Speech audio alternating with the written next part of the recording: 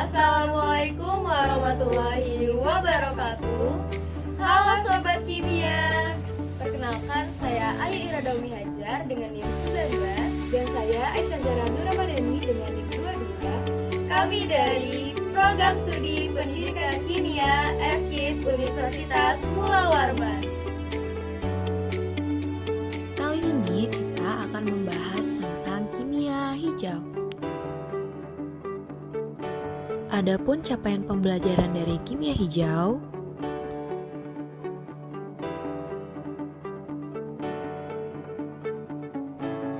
adapun tujuan pembelajaran dari kimia hijau,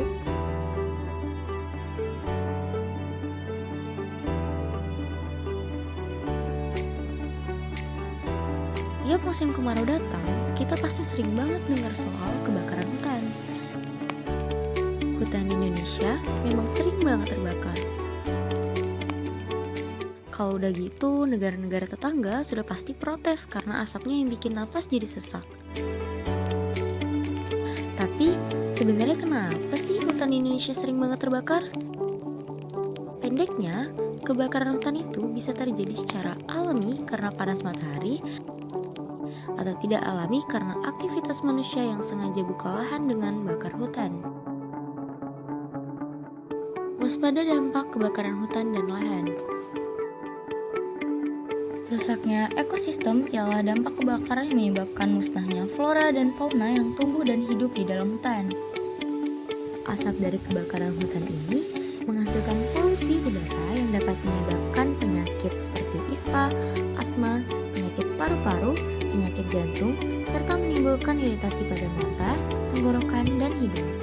Kabut asap dari kebakaran hutan juga dapat mengganggu jarak pandang dan transportasi sehingga mengganggu kita dalam beraktivitas sehari-hari loh. Coba kalian bayangkan, jika kebakaran hutan seperti itu sering terjadi, maka bagaimana ya nasib bumi dan makhluk hidup yang ada di dalamnya? Bagaimana juga keadaan masyarakat dan lingkungan yang ada di sekitarnya?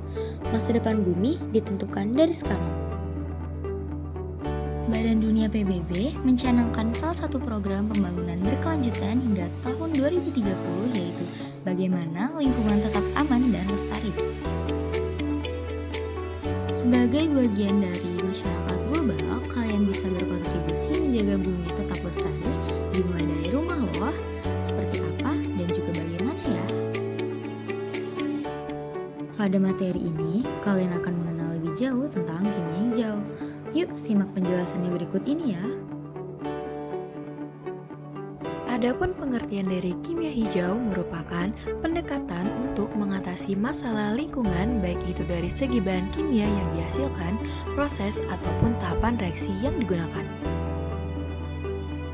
Adapun tujuannya, yang pertama mengurangi penggunaan dan pembuatan bahan kimia berbahaya dari sisi perancangan maupun proses. Kedua, mengembangkan proses kimia dari produk kimia yang ramah lingkungan dan sesuai dengan pembangunan berkelanjutan. Sebagian besar dari kalian akan berpikir bahwa proses kimia itu menghasilkan hal-hal, misalnya suara ledakan yang keras, gumpalan asap, nyala api, aroma yang menyengat, atau bahkan zat-zat yang beracun, sehingga proses kimia itu cenderung dianggap berbahaya dan dihindari. Ternyata proses kimia tidak selamanya menakutkan kita. Ada proses kimia yang baik, bermanfaat, dan aman bagi lingkungan. Proses kimia ini akan menjaga bumi kita tetap lestari, aman, dan sejahtera. Demikian pula lingkungan akan tetap terjaga. Mari kita lihat lebih dahulu contoh-contoh proses kimia beserta reaksi kimia yang ada di sekitar kita. Reaksi fotosintesis. Fotosintesis adalah proses pembuahan senyawa air dan karbon dioksida dibentuk oleh cahaya matahari yang diserap oleh klorofil sehingga menghasilkan senyawa glukosa.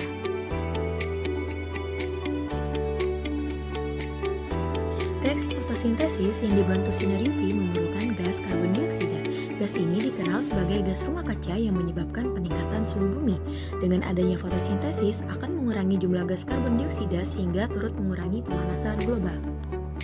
Produk dari reaksi fotosintesis adalah gula glukosa dan gas oksigen. Glukosa sebagai sumber energi bagi tanaman untuk bertumbuh, sedangkan gas oksigen yang dihasilkan bermanfaat untuk kehidupan manusia dan hewan. Adapun kegiatan yang mendukung kimia hijau, pertama, memilah sampah plastik dan organik. Sampah plastik didaur ulang menjadi bahan pakai lain dan sampah organik dibuat menjadi kompos. 2. Menerapkan 3R dalam penggunaan energi, yaitu reuse, recycle, dan reduce. Kimia hijau adalah pendekatan dalam kimia yang berfokus pada pengembangan proses dan produk yang ramah lingkungan. Tujuannya adalah mengurangi dampak negatif kimia terhadap lingkungan, kesehatan manusia, dan sumber daya alam.